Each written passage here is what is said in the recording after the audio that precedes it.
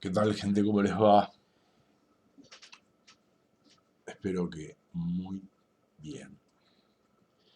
Ah, seguimos con esto que se está poniendo cada vez mejor. Eh,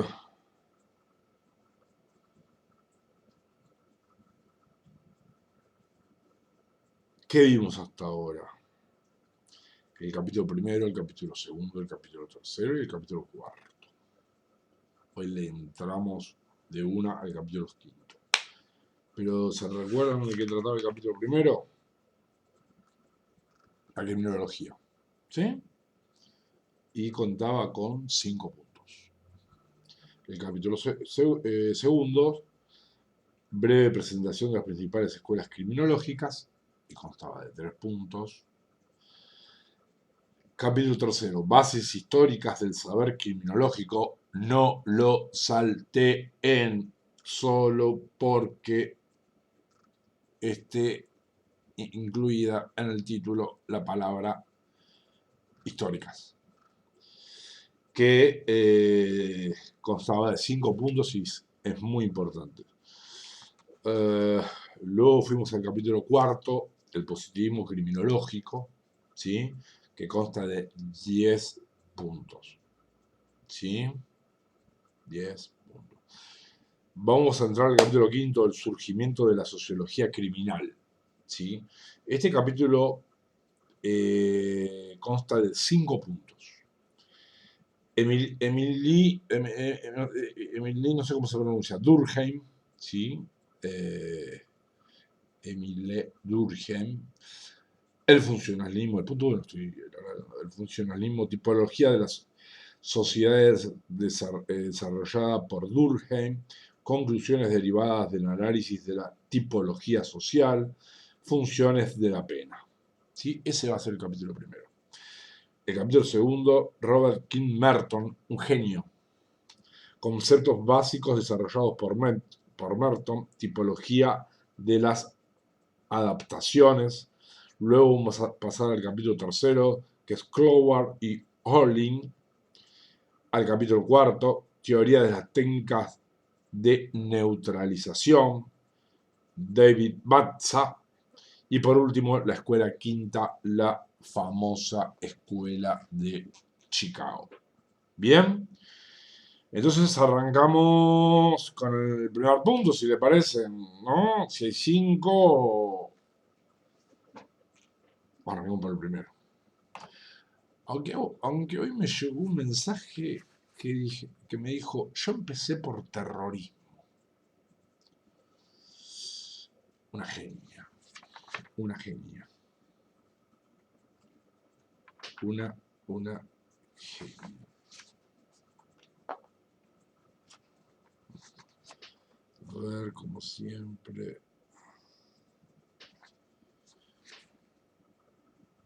Como siempre hago lío.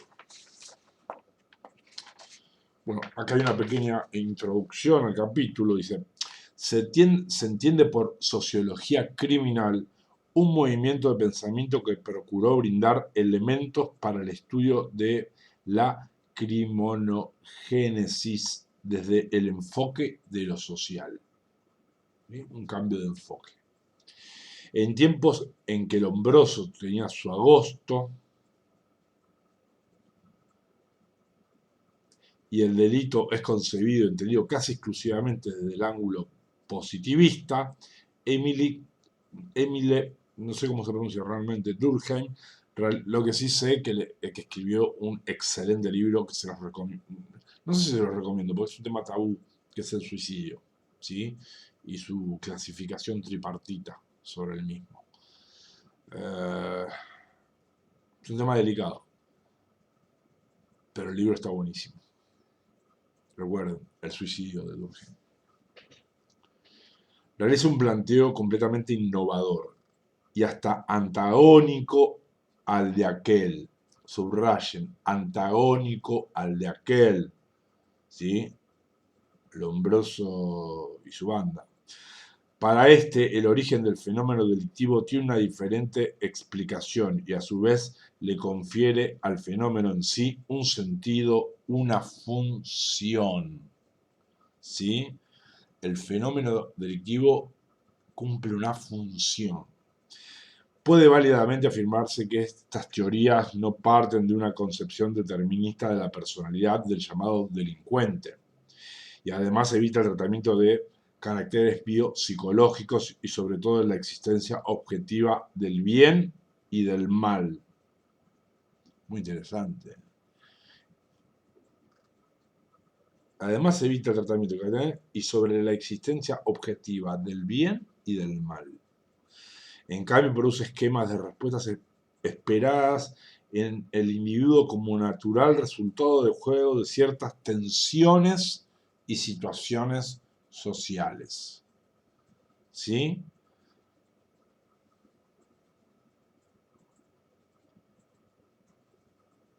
Si bien debe encuadrarse a la sociología criminal inmersa en el paradigma etiológico, ¿sí? Dice, sociología criminal inmersa en el paradigma etiológico, ello debe hacerse con la salvedad que reviste la adopción original de la inversión del método de estudio. Acá hay una inversión en el método.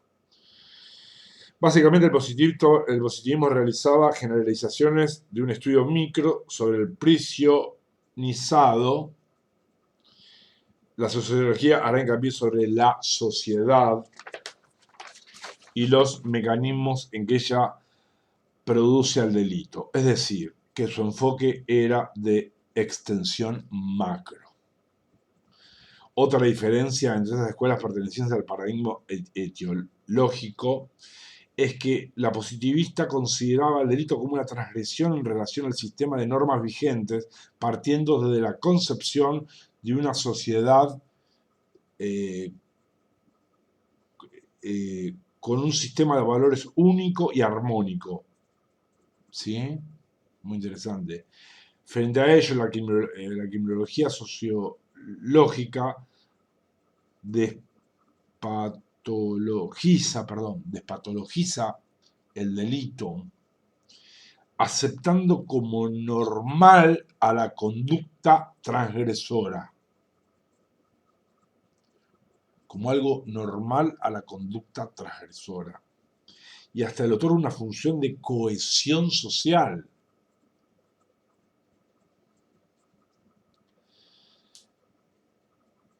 Para esta escuela, incluso una sociedad en la que los índices delictivos son bajos no se encuentra sana. Yo subrayaría con algún color, no sé, inexistente, lo que acabo de leer. Para esta escuela incluso, una sociedad en que los índices delictivos son bajos no se encuentra sana, puesto que el delito funcionaría como motor permanente de cambios, siendo por lo tanto necesario y útil para la transformación y evolución de la sociedad. El delito como puntapié inicial a la transformación y evolución de una sociedad. Qué muchachitos, que estamos estudiando. Durkheim, el funcionalismo. Para explicar el surgimiento del funcionalismo desarrollado por Durkheim en 1858-1920, es preciso previamente contextualizarlo. Durkheim, sociólogo francés, escribe cuando el capitalismo se encuentra en plena etapa de reclutamiento de masas productivas y en pleno proceso de disciplinamiento de las mismas. La población agraria se muda a la ciudad, notándose los vacíos en el campo. Sobre todo, y Francia, el mercantilismo de Francia se basó en la producción agropecuaria. Sobre todo por eso, Francia tiene esa característica y ahora se van todos para los centros urbanos.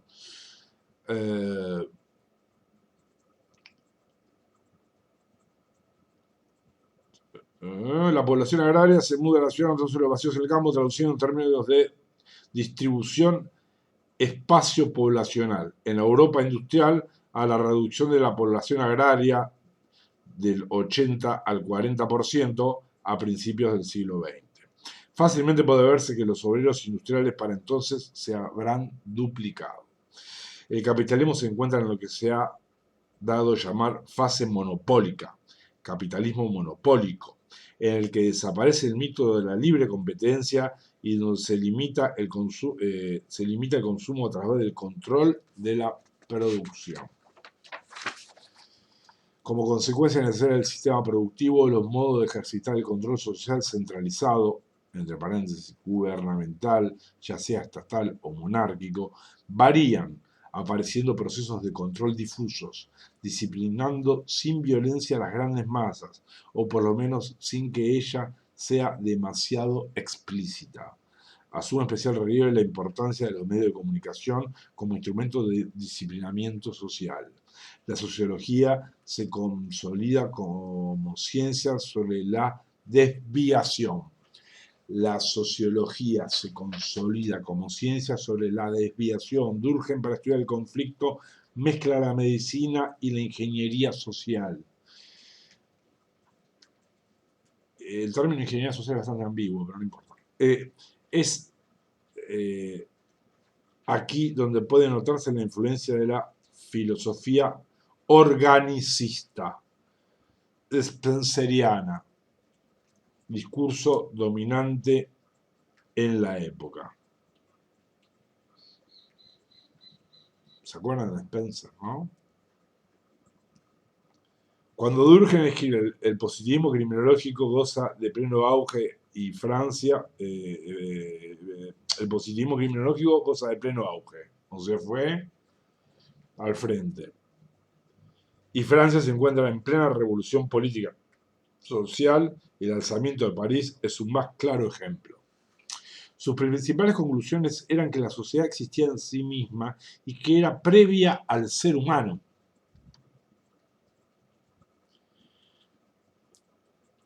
La fuente de orden social será la conciencia colectiva. La fuente de orden social será la conciencia colectiva, bajo objeto de estudio de la sociología. El estudio de las instituciones jurídicas solo se justificará en la medida que la afecten. El enfoque de este autor partió del análisis macrosociológico, explicando el fenómeno desde la sociedad y no desde el sujeto, algo que ya dijimos con anterioridad. El desarrollo de la teoría de Durkheim se trasunta en un apartamiento de las concepciones que venían con causas de delitos, que veían como causas de delitos factores positivo-biológicos. Resultará, por ende, un claro antagonismo en relación a las posiciones de Lombroso, Ferri y Garófalo. Recuérdense los ejes temáticos desarrollados por ellos, quienes daban especial enfoque a la persona delincuente, concibiéndola como especial e inevitablemente determinada al delito, ya sea por cuestiones biológicas, geográficas o climáticas, incluyendo cualquier posibilidad de libre albedrío. Excluyendo cualquier posibilidad de libre albedrío. Si esto de que la sociedad existía y era previa al hombre me parece muy platónico, ¿no?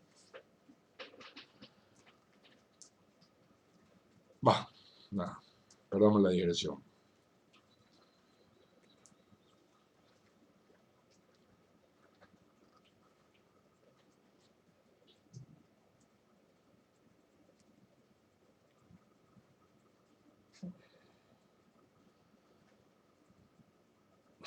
O sea, en el plano ideal existía la sociedad del hombre. Y en nuestro plano solo habría bajado la sociedad, obviamente imperfecta, conforme a Platón, y luego la imagen del hombre, imperfecto, naturaleza caída, por supuesto.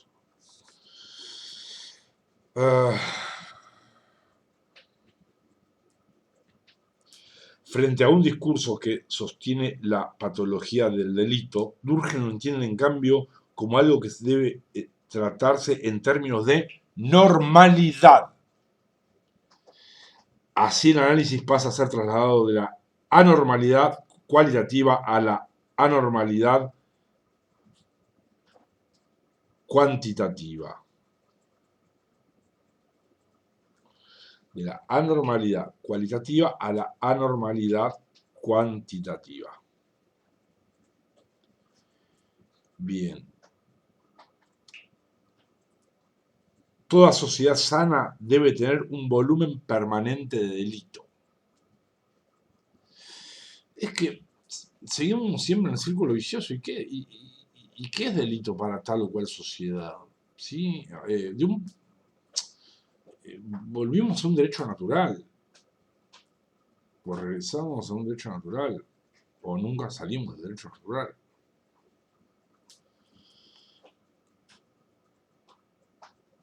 Bueno.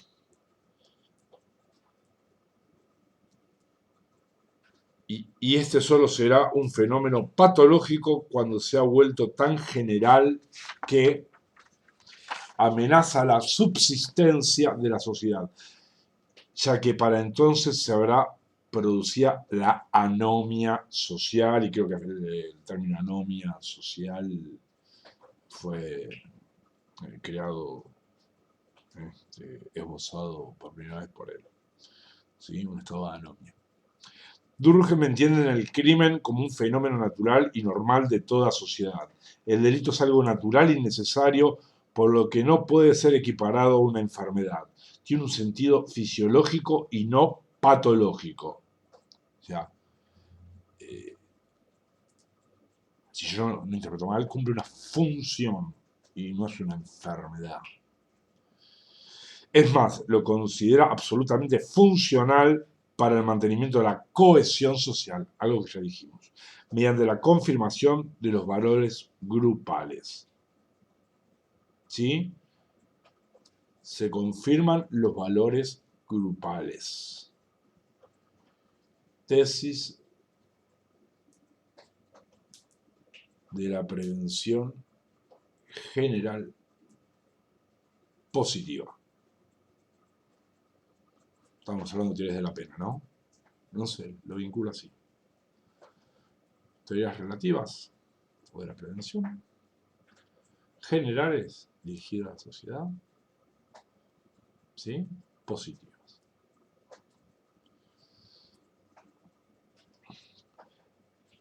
En palabras de Máximo Pavarini, el delincuente, por tanto, no puede ya ser considerado como elemento negativo y extraño de la sociedad, sino que en cuanto factor regulador de lo social, sino en cuanto debe ser considerado como presencia fisiológica y no patológica, y su realidad un factor de bienestar social y no de lesión. La conducta desviada será reprimida por el orden social, que así da las bases para su autorreproducción.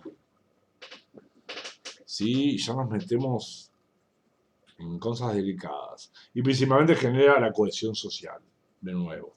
El delito entonces mantendrá viva la sociedad, evitando que ésta se disgregue.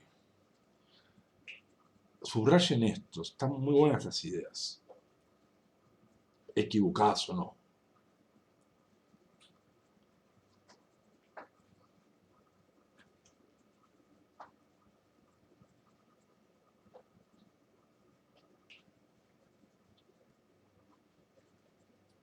El delito, coma, entonces mantendrá viva a la sociedad. Mantendrá viva a la sociedad, coma, evitando que ésta se disgregue, funcionando así como una suerte de amalgama social. Eso es el delito. En cambio, excedidos ciertos límites, el delito es algo patológico y la sociedad entra en una etapa de anomia. La desorganización social produce el caos. El sistema de reglas de conductas pierde valor y consecuentemente cae la estructura social. Los valores mantienen unida a la sociedad, pero pero eso no implica que se pueda decir que existe objetivamente el concepto de bien y de mal.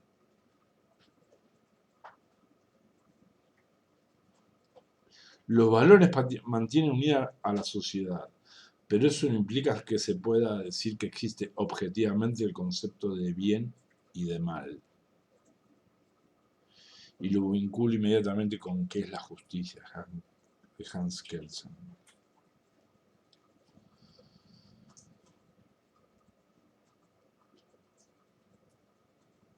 Mayor exponente del positivismo, no jurídico. Y podría denominarse un guión naturalista con reservas, donde dice, el bien y el mal puede que existan, pero cuesta distinguirlo.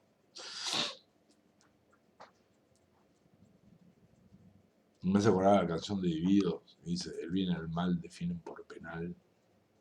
Si ustedes analizan esa oración, es muy profunda.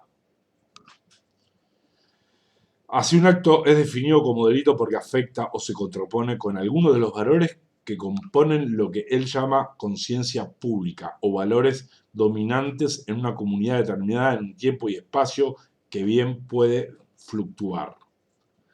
Por lo tanto, en términos de su análisis, el delincuente sería una suerte de agente regulador de la vida social más que un antisocial. Pido la palabra, su señoría. Mi cliente es un mero agente regulador. Está bueno.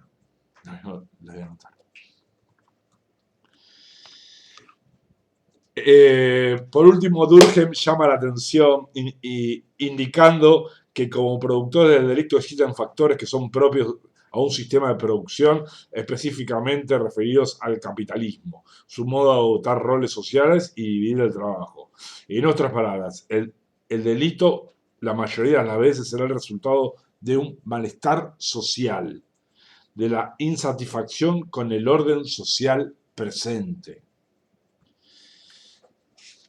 El delito será la expresión de la no aceptación del rol social que le toca en suerte al agente. Si esta teoría fuese cierta, que no lo sé, ya hablamos de las castas de la India, ¿no? Ahí no existiría tal vez, o sea, los índices de delitos serían muy bajos. Además, la India, nadie habla de la India.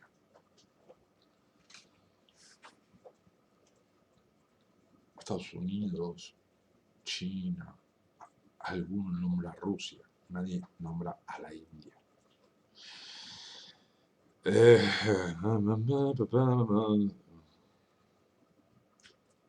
Surge el concepto de desviación para superar la expresión criminalidad, como concepto estadístico o contrario a la normalidad, o incluso como desviación negativa.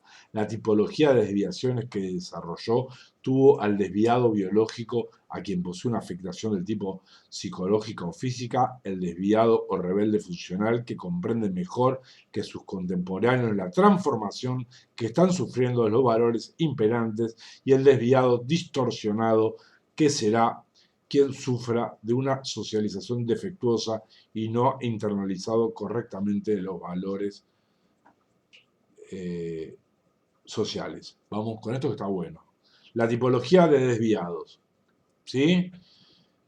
Estaba el desviado biológico o quien posee una afectación del tipo psicológica o física, el desviado rebelde o funcional, que comprende mejor que su contemporáneo la transformación que está sufriendo los valores imperantes, y el desviado distorsionado, que será quien sufra de una socialización defectuosa y no ha internalizado correctamente los valores sociales.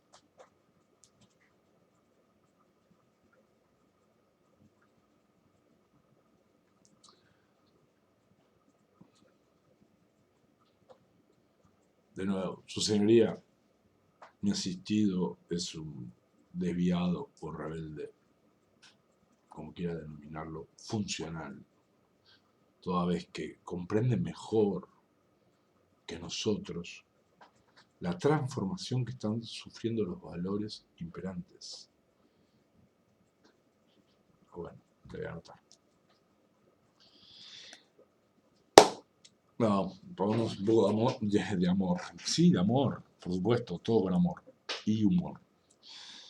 La desviación de la norma en la idea de Durkheim implica el apartamiento de la norma social, es decir, la práctica social o la costumbre más que la penal. Se puede ocupar también de lo que no son delitos, como por ejemplo el alcoholismo o la prostitución. ¿Sí? Tipología de las sociedades desarrolladas por Durkheim. A ver, aguárdenme un segundo. Sí, vamos. Surge, según este autor, tipología de las sociedades desarrolladas por Durkheim. Según este autor, surgen. Ay, perdón. Debe ser la hora. No, mentira, soy yo. Según este autor, existe básicamente dos tipos de sociedades. Por un lado, las primitivas, que poseían solidaridad mecánica, y otras modernas con solidaridad orgánica. Sociedades primitivas o solidaridad mecánica. En las sociedades primitivas o de solidaridad mecánica, los individuos comparten fuertemente valores, religión o cosmovisión, por lo que se caracterizan por tener una conciencia colectiva robusta y sus integrantes se encuentran fuertemente interrelacionados. En ella aún no se ha producido una fuerte o clara división del trabajo. No se ha producido trabajo, todos podían desempeñar tareas de modo indistinto sin que prime la individualidad, siendo de roles intercambiables. En el caso de encontrarse dividido el trabajo, esa división respondía a diferencias contrastables entre los individuos, por lo que era una división natural y legítima. ¿Sí? Pero si la división es legítima, entonces en esas sociedades el delito es patológico, aunque orden absoluto no haya en ningún lado. ¿Sí?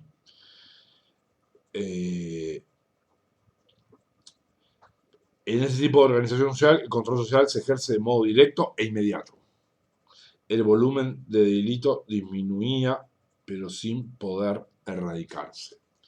Sociedades modernas o de solidaridad orgánica.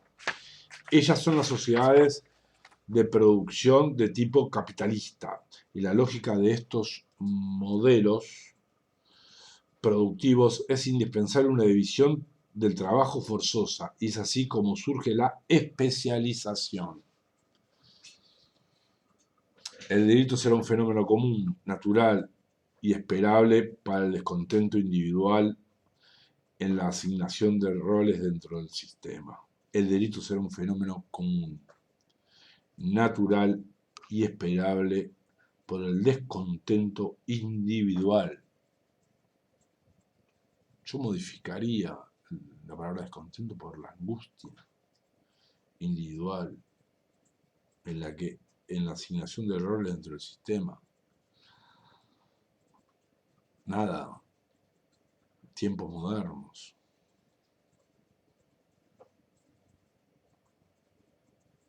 ¿Sí? Es en blanco y negro, pero no sé si lo han sacado en color ahora que es cualquier cosa. No solo necesitará, sino que fomentará el individualismo exacerbado, que será funcional a la especialización del trabajo. El sujeto es fungible.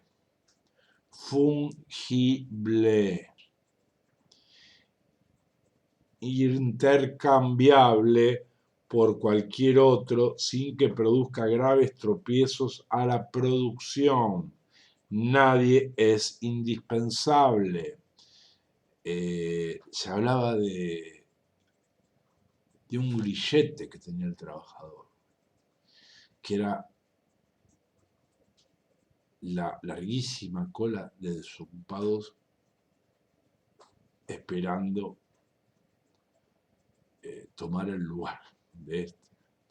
En contraposición, es claramente natural que la conciencia colectiva sea de un valor mínimo y siempre se encuentre al borde del caos social, al límite. La división de trabajo o la asignación de roles es impuesta, no de acuerdo a los méritos, y lleva necesariamente a la anomia. Conclusiones derivadas del análisis de la tipología social. El delito como fenómeno normal ha estado presente en todas las sociedades. Ellas mismas lo producen, pero solo reviste conductas divergentes. Por ello pasan a ser conductas normales y no patológicas. ¿Sí? 1. El delito es parte de la fisiología de la sociedad. 3. Delito como dolor, no como enfermedad. El delito es a la sociedad como el dolor al cuerpo humano. Creo que vamos quinto porque está con rombitos. Quinto. El delito como el dolor, el delito como el dolor puede ser una enfermedad, pero siempre puede ser de enfermedad, pero siempre está. Sexto, el delito forma parte de la normalidad, es consecuencia de la división de trabajo. Así, lacónico. El delito forma parte de la normalidad, es consecuencia de la división de trabajo. Chao.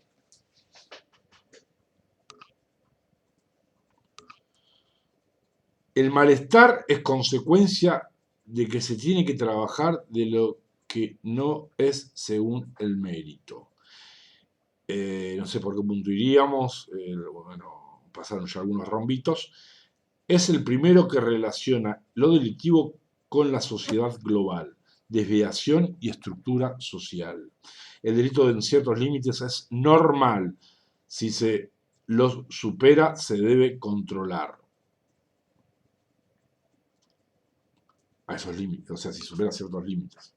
Si el derecho penal castiga una serie de cuestiones, la disconformidad se vehiculiza a través del derecho penal. Si el derecho penal castiga una serie de cuestiones, la disconformidad se vehiculiza a través del derecho penal. Tanto el delito como el suicidio son la expresión de la disconformidad con el rol asignado en la división del trabajo. Y no solo en la división del trabajo, por ejemplo, yo no quiero hablar de un tema que es tabú y no es que no hablo porque no sé, porque sea tabú, sino no hablo porque no es agradable a mis oídos, no viene al tema, pero hablaba hasta división de trabajo, entre comillas trabajo, en las Fuerzas Armadas de cada uno de los países y la alta tasa de suicidios cuando son excluidos de esa maquinaria. ¿Sí? Funciones de la pena. La pena que se aplica al desviado en relación solo tiene una función secundaria, puesto que su primera y verdadera función es la de mantener la cohesión social. La estructura social produce el delito porque la sociedad lo necesita para castigarlo y de ese modo reafirmar los valores dominantes. Ya nos vamos sincerando.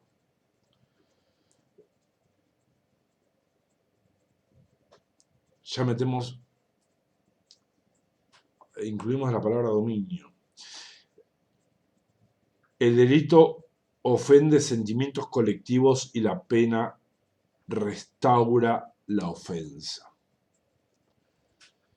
La pena no resocializa, por lo que no es para el delincuente, por lo que no es para el delincuente, sino para la persona honesta. Al castigar al desviado se refuerza la conciencia colectiva. Volvemos, prevención general positiva. O, en algún caso, podría ser negativa. También, dependiendo qué concepción tengamos del hombre. Durkheim escribe frente al temor de que la sociedad se disgree como consecuencia de la industrialización. Precisamente es el primero que intenta racionalizar la respuesta al problema de cómo la sociedad industrial disciplinó a las grandes masas rurales. Por eso siempre tendió a construir modos de mantenimiento del orden social y se lo ha considerado sostén ideológico y legitimante del orden, pregonero del mantenimiento del status quo. El aporte específico que ha realizado Durkheim a la criminología fue desarrollado en la teoría de la anomia, teoría que luego servirá de base para el trabajo de Robert King Merton. Realmente puede afirmarse que es a partir de Durkheim y gracias a su enfoque macrosocial que se construyen las bases de desarrollo de toda la criminología posterior. Repito, realmente puede afirmarse que es a partir de Durkheim y gracias a su enfoque macrosocial que se construyen las bases de desarrollo de toda la criminología posterior. Y vamos al punto 2 con el genio de Robert Merton. Pero hacemos un break. Coffee break. No, un break. Tal vez de algunas horas. Y o días. Me tengo que retirar, gente.